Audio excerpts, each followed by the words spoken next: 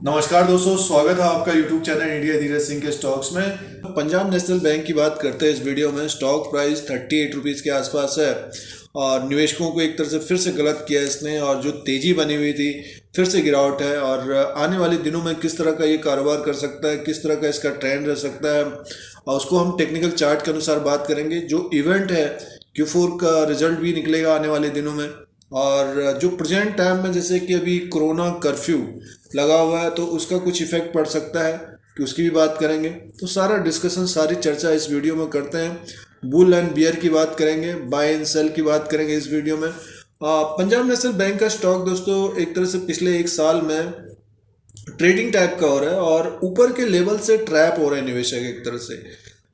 70-80 रुपये से लगातार गिरावट में दोस्तों। अभी उम्मीद जग रही थी कि ऊपर की तरफ जाएगा, बट स्टॉक ने फिर से एक तरह से गलत साबित किया निवेशकों को। और जैसे कि हॉट स्टॉक बन गया था बीच में। इसका जो 52 वीक लो है 26 रुपये 30 पैसा है, 52 वीक हाई है 46 रुपये 35 पैसा। मार्केट कैप है 39,658 करोड़ का है, फेस वैल्यू 2 रुपीज़ का है। और प्राइस परफॉर्मेंस में देखो, पिछले एक महीने में 9% का माइनस रिटर्न है इसका, और 3 महीने में 6% का रिटर्न है। जबकि स्टॉक ऊपर की तरफ जा रहा था, बट ये है कि 3 महीने में जिन्होंने लिया अब 6% का रिटर्न रह गया दोस्तों। और एक साल का रिटर्न 20% का रिटर्न है। यानी में देखिए, अब पिछला जो ट्रेंड रहा है पीएनबी का उसी तरह से चल रहा है अभी भी। जबकि इसके रिजल्ट ठीक ठाक आ रहे हैं, तिमाही रिजल्ट ठीक ठाक आ रहे हैं, पिछले 2-3 क्वार्टर के रिजल्ट आप देखोगे तो अच्छे आ रहे हैं। बट ये कि स्टॉक प्राइस ज़्यादा बढ़ा नहीं है। और जबकि देखिए एसबीआई है, बैंक ऑफ बड़ौदा है, और आप कैनरा बैंक देख लीजिए और इंडियन बैंक देख लीजिए, सारे बैंक के स्टॉक ऊपर की तरफ हैं। अभी फिलहाल गिरावट है उनमें भी, बट ये कि बहुत तेज़ी से ऊपर की तरफ गए थे। और 3 साल का परफॉर्मेंस देखते हैं तो 64% का माइनस रिटर्न है दोस्तों।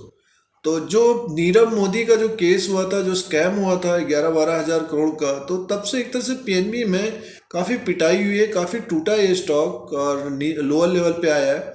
तो तब से एक तरह से ट्रैप हुए हैं निवेशक, ज़्यादातर लोग इसमें ट्रैप हुए हैं। अब की बार भी देखिए 46 रुपये तक गया और वो उसके बाद फिर से गिरावट आ गई। तो आगे किस तरह का रहेगा उसकी बात हम टेक्निकल चार्ट के अनुसार बात करते हैं। Q4 का भी रिजल्ट अच्छा आना चाहिए। इसमें इनका रेवेन्यू यानी इंटरेस्ट अर्न अच्छा आना चाहिए और प्रॉफिट भी बढ़ के आना चाहिए। जो चिंता का विषय बना हुआ है कर्फ्यू, जो कोरोना कर्फ्यू लगा हुआ है, पीएम मोदी जो कह रहे हैं कि लोगों को जागरूक का होना चाहिए, इसलिए नाम जो है कोरोना कर्फ्यू लीजिए। अब पीएनबी के स्टॉक को अगर हम देखते हैं तो निवेशकों को निराशा हाल लगी है और हल्के फुल्के इसमें जंप आ रहे हैं, ऊपर के लेवल से एक तरह से गिरावट आ रही है। तो एक तरह से अच्छा रिजल्ट आता है आने वाले समय में, Q4 में, Q1 में, Q2 में। तो नेक्स्ट 3 to 6 मंथ में डेफिनेटली फिर स्टॉक तेज होता हुआ दिख सकता है। एक तरह से इसका जो बुक वैल्यू है 60 रुपये के आसपास है।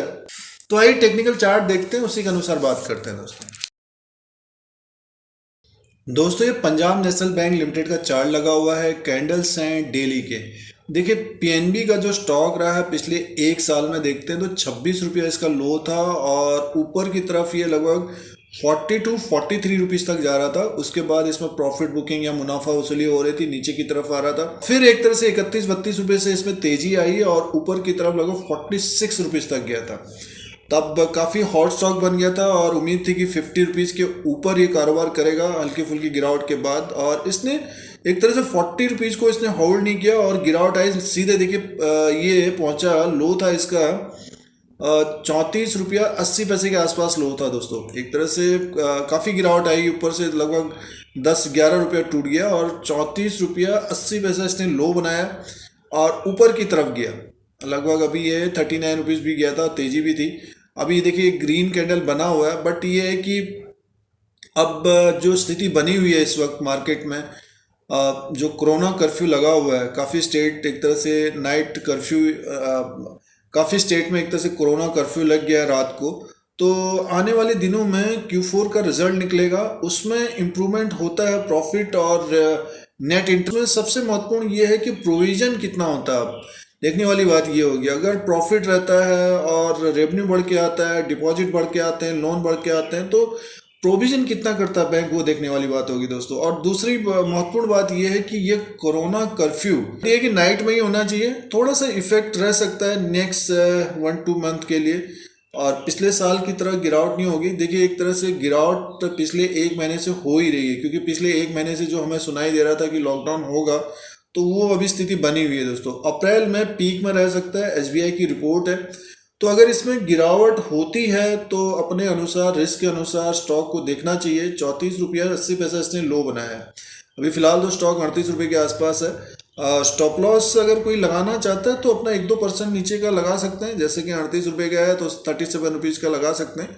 अन्यथा स्मॉल क्वांटिटी है तो बने रहिए। और फिर से ये हमें लगभग ऊपर की तरफ का अगर हम देखते हैं रेजिस्टेंस जो रहेगा, और ये रहेगा देखिए 40 रुपीज़ के ऊपर अगर क्लोजिंग देता है, ये 40 रुपया 10 पैसे के ऊपर क्लोजिंग देता है, तब एक बड़ा रेजिस्टेंस जो रहेगा 42 रुपया 60 पैसे रहेगा दोस्तों।